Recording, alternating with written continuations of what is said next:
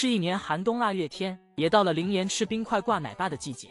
现在的灵岩已经开始哼着小曲坐在水池里啃冰块了。还记得去年大概也是这个时候，也是冰天雪地的天气，灵岩一边泡冰水澡，一边啃着洗定水冻成的冰块，把一边的雷达奶爸吓得瑟瑟发抖。于是奶爸就先发制雄，把灵岩坑爹的一幕发到了网上。他又要去玩冰去了，我真服了。这真的是要让我死网上吗？啊，你真的要让我死网上吗？灵岩，我给你放个悲催点的音乐吗？如果不是看灵岩200大几十斤的体格子，还有那圆圆的小肚腩，可能真的会有网友被他骗到。如今灵岩故技重施，结果得到更多的是大家的调侃。虽然灵岩总是想方设法想把奶爸挂网上，但奶爸却实实在在把他放在了心上。灵岩从太空舱往木架上跨的时候，一不小心摔了一跤，磕到了脸，可把一旁的雷达奶爸心疼坏了，把灵岩喊到了小卖部的窗口，一边给他喂美味的笋笋，一边安抚他。奶爸的关心真的隔着屏幕都能感受到。我们灵岩也很倔强，从哪里跌倒就要从哪里爬起来。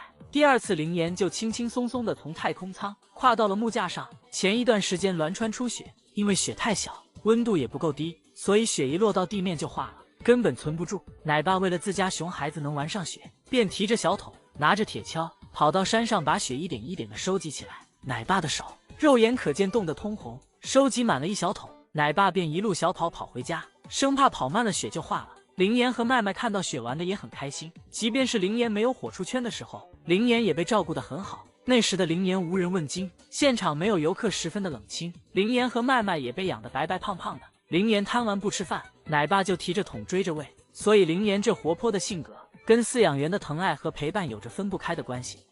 时尚圈也是被大熊猫闯进来了。岳阳中华大熊猫院的福福不是穿裙子就是戴围脖，每天都有在好好研究穿搭。淡蓝色高开叉单肩晚礼服，再搭配一顶贝雷帽，还是扭着屁股走出来的。不得不说，福福这孩子是懂穿搭的。福福不只是会穿，这裙子还是他自己设计的呢，一边撕一边穿，妥妥的就是量身定做。只是福福，你把裙子的叉都开到腰上了，看上去多少是有点不正经了。福福作为一名时尚博主，从来不允许自己的脖子空空的，每天都会带着各种各样的花围脖，因为福福戴多了，动作就特别熟练。只见他仰着脑袋把围脖套在头上，然后再转动自己的大脑袋，围脖就这么水灵灵的套到脖子上了。有时候他还会整点小花活，把围脖套在脑袋上，看上去像是头上套了个马桶垫。这个彩虹围脖套在头上就更炸裂了，看起来就像狼外婆。他甚至还把自己的脑袋和木桩套在了一起，咱也不知道他是怎么套进去的。但是看着这十分惊险的操作，大家都为他捏了把汗。还好在有惊无险，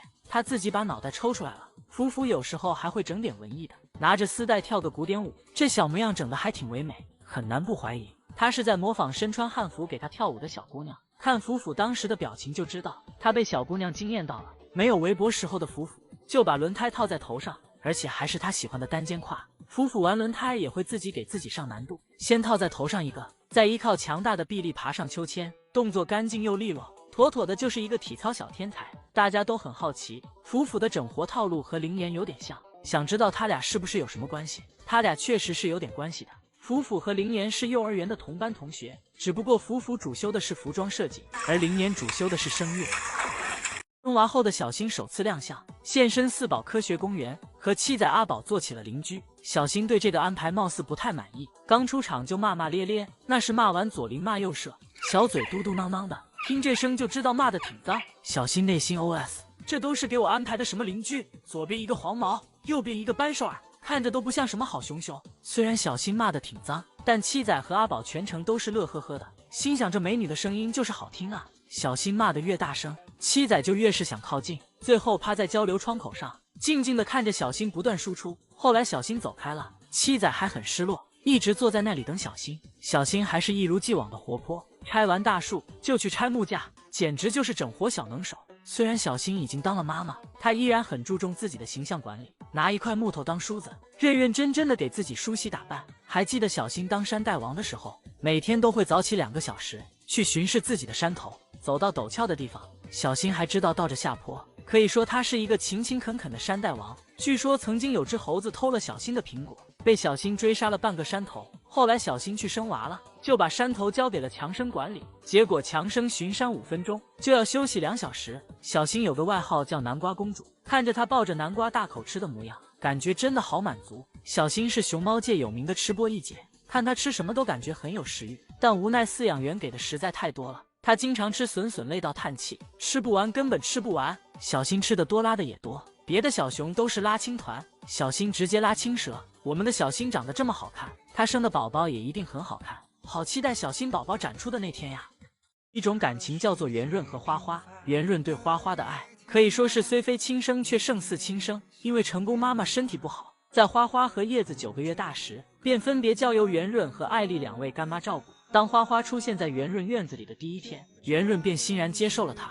二狗性格比较独立，更喜欢自己玩耍，但圆润喜欢和孩子待在一起，所以花花的到来正好让他的母爱有了释放的地方。于是大部分时间都是圆润和花花腻在一起，因为花花吃饭慢，每次吃奶都要半小时起步，有时候花花吃得太久了，圆润困得坐着都打盹，但即便把圆润累得躺下了，他都没舍得推开怀里的花花。不仅如此，如果花花玩嗨了忘记吃饭，圆润还会主动找到花花，把她带到一个舒服的地方，坐下来给她喂奶喝。圆润知道花花天生脚掌外翻，他会等花花睡着时，抱起花花的脚轻轻按摩，尝试着用自己唯一能做的方式来缓解闺女的症状。有时候调皮的二狗也会和花花打闹，但圆润看到了不仅会阻止二狗，还会浅浅的教育一下他。这么来看，他夺花花几根笋也是应该的。二狗表示，你当年欠我的，就用你手里的笋笋来还吧。有一天下雨了，花花想出去玩，圆润一直站在门口劝他，孩子你太小，不会躲雨会生病的。但是花花根本不听，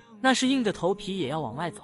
圆润只好咬住他的头套，把他拖回家。他把花花拖回去后，还跑到门口想把门给关上，但是他看了一下，发现自己不会关，所以只好作罢。没过一会，花花又跑出来了，圆润仰起头看了一下，发现雨下的还是很大，于是又把花花拖回去了。就这样，母女俩拉锯了4个回合，在最后一次花花刚出来，门却关上了。被关在室内的圆润此刻不知道会有多着急，于是圆润便开始教花花躲雨，趴在木架上，把头低低的埋下，只要头部淋湿就不算淋雨。花花倒也是有样学样的照做了，但是总感觉哪里不对。花花一直在甩身上的水，而圆润却纹丝不动地趴在那里。把镜头拉远了才知道，原来圆润的上方有一个亭子，他根本就淋不到。如此看来，陈圆润女士也有不靠谱的时候啊。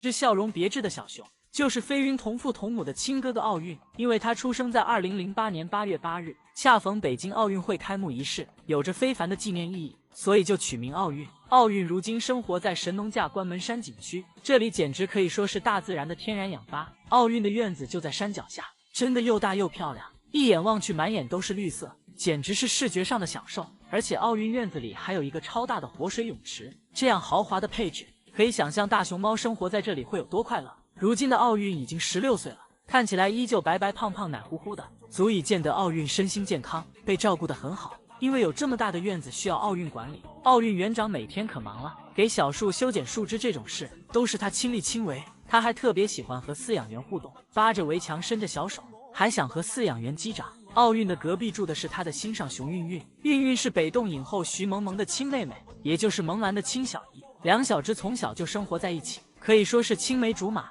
奥运与爸爸卢卢的暴脾气不同，他的性格非常的温顺，平时就连运运都打不过，还曾被运运一巴掌扇下木架。虽然运运偶尔会凶他，奥运还是喜欢的不得了，即便是隔着围墙也要追着运运跑。但运运多数时间都是对奥运的爱是已读不回的状态。然而就是这么好的地方，因为园方不怎么宣传，就连很多湖北本地人都不知道。如果偶尔想放空一下，神农架这个天然氧吧绝对值得一去。